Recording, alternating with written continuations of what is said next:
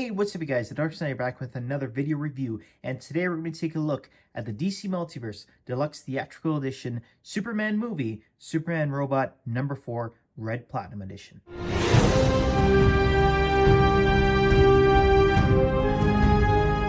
Before we get started, I'd like to ask you guys if you feel so inclined to please like and subscribe. It really does help my channel and is absolutely free. Taking a look at the packaging over here, it's pretty much the exact same thing we've seen with the Superman and Crypto Deluxe Theatrical Edition packaging. It's got bigger style, kind of like the Collector's Edition, except this time around it's a new one called Deluxe Theatrical Edition. Nice blue highlight, Superman movie, Superman Robot, DC Multiverse. Got the Red Platinum Edition over there. I don't know why McFarlane has a Red Platinum Edition for movie figures, but they're going to do what they're going to do.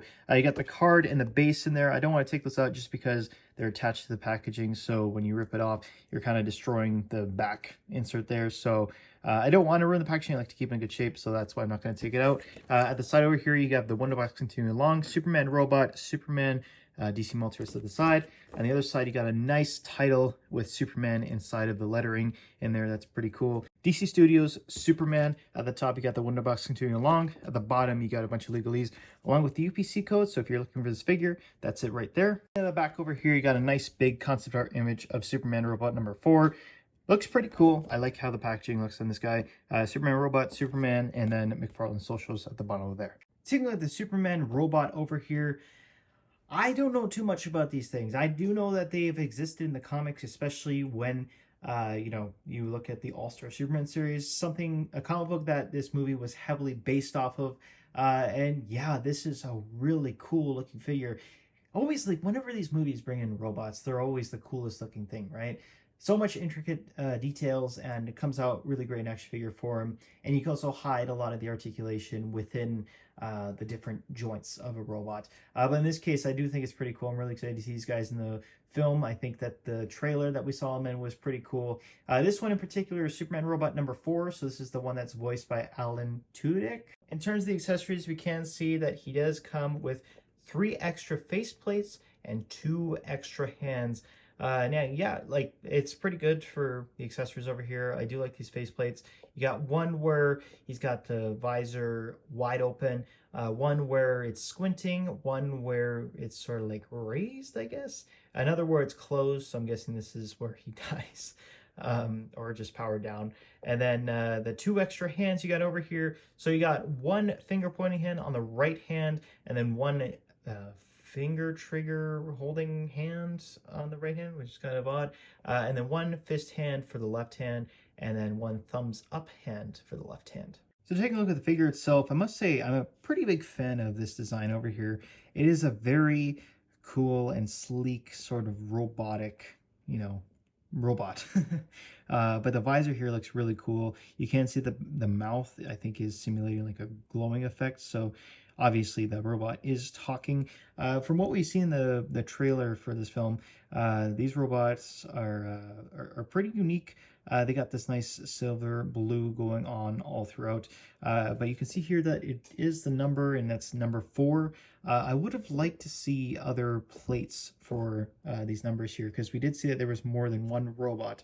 So it would have been nice, as an army builder kind of thing, to swap out the plates and have the different numbers. But I'm sure someone's probably going to create a decal that's going to go on there. So we'll see about that. But yeah, the rest of the robots looks pretty good on this guy. You can see all like the different mechanical parts going on throughout.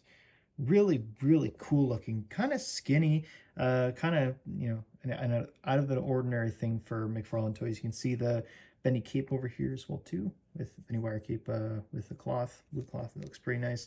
But yeah, I've never really seen like a very skinny figure like this from McFarlane Toys. So it's pretty cool. I really like this. And you can even see there's like different hints of blue, a bit more, but darker metallic blue there, and then lighter metallic there. Yeah, very, very cool looking. And then 2 pegals at the bottom of the feet. And I think articulation is where this guy really, really suffers. For head movement, it's just on a single ball joint, so you can kind of move it around like that. Can barely move it up. That really does suck, but you can move it down. It does have side-to-side movement, a little bit of pivot in there as well too.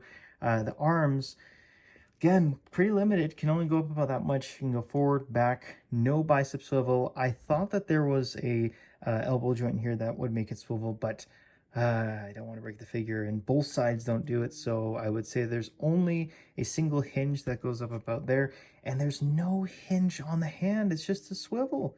What's going on with this guy? Maybe, I'm guessing that's just because of the it's super skinny with these arms, so maybe it's harder to add the articulation there, but I don't know what's going on with that. You do have the diaphragm joint over here, which can only go left and right, so that kind of sucks. But you do have an ab crunch hidden there, which is pretty cool. I love this about the robot figures, how there's actually like articulation pieces hidden in all like the gears and everything. So you can move it down like that, and you can move them back about there. And then obviously some leg articulation. You can kick him forward, you can kick him back pretty good. You can do the splits. I don't want to do it too far, but I'd say about there. And then it does look like he has a thigh swivel, which is pretty good. I'm glad to see that. And then a knee joint, single knee joint that goes in about there. And then some ankle articulation, which is down, up, and a bit of pivot. No toe joints though. That's quite interesting. Then if you want to count as well, there's also the bendy wire cape. As for comparison, here is the robot next to Superman himself. And yeah, they scan a pretty good scale to one another. I don't mind it. Once again, I do think the David Cornsworth Superman needs to be a little bit taller, but it works for action figure form. And we can see over here, if you want to compare it to some figures you have at home, it does stand around 7 inches tall. All right, so final thoughts on this figure. I'll keep it short and sweet. I do think that this is a really cool designed character, and I'm very excited to see how they'll be used in the movie. And yeah, like it's really great looking. McFarlane really translated it very well. I think scaling for the most part is pretty good. Just where this figure sort of suffers is when it comes to the price point of this and for what you're really getting. So if you don't know, this is Deluxe Theatrical Edition. I was able to get this for around $40 in Canada, but these prices have been all over the place in the US, and it's been rather high. And for that, with the articulation that you're getting with this guy, it's very, very poor. I don't think it matches other articulation that McFarlane has done in the past, unfortunately. And the overall like amount of accessories that you're getting, I would have wanted some extra hands with this guy. I think the faceplates are great. You get some variety of emotions and expressions with the robots, which is great. But, you know, there's not a lot of hands. And then on top of that, where are the different plates for, you know, the emblems on the robot? Like, you get, maybe this is just Superman robot number 4, but this would have been a perfect opportunity to allow like an army builder kind of thing where you could have different numbered robots as we saw in the trailer. And yeah, and going with that, I don't know why it's Red Platinum Edition. It doesn't make any sense to me, but you know, it is what it is. So for the price point of $40 Canadian and what I believe is $35 US, as I said, it's been all over the place. I do think that this figure deserves a good 6 out of 10. Let me know what you guys think in the comments down below. Will you be picking up this figure? Will you be trying to do the army build kind of thing with all the different robots? And are you excited for this movie? I really want to know people's general like thoughts about it. It sounds like this is going to be the movie of the year, but we'll have to wait and see. That's it, you guys. Thank you guys so much for watching. I really do appreciate it. And as every YouTuber begs you to do, please like and subscribe. And hopefully I'll see you guys in the next video. Take care.